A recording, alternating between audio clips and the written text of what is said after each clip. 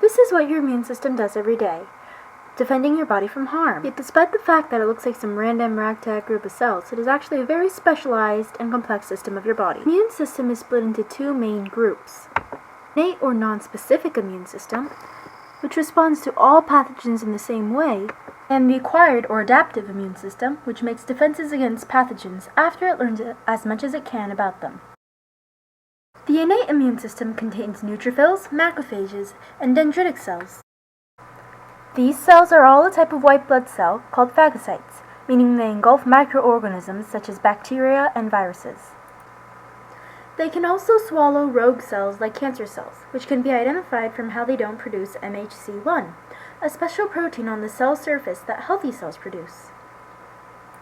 Once these phagocytes ingest a microorganism, they shred up its protein and present it so the acquired immune system can collect the information on the intruder. This action is called antigen presentation. How does it collect this information?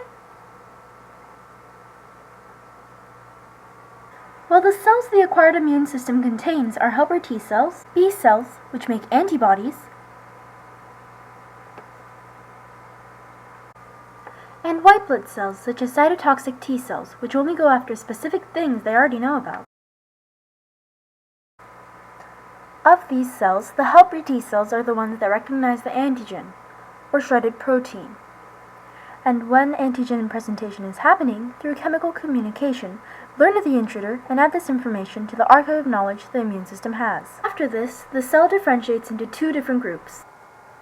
One that activates and directs white blood cells to the place where antigen presentation is happening, so that they can kill the rest of the pathogens. Along with this, they also tell the B cells to make antibodies, a specialized protein that serves as a tag to notify phagocytes to eat the intruder it is attached on, since there is bound to be more than one intruder.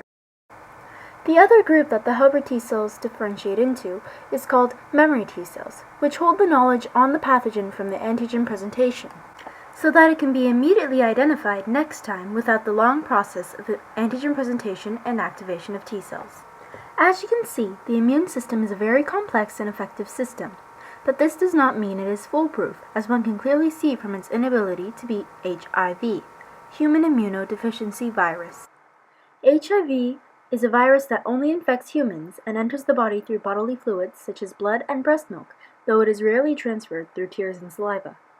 This virus targets cells that have the cell surface molecule CD4, and one of these cells happens to be the helper T cell.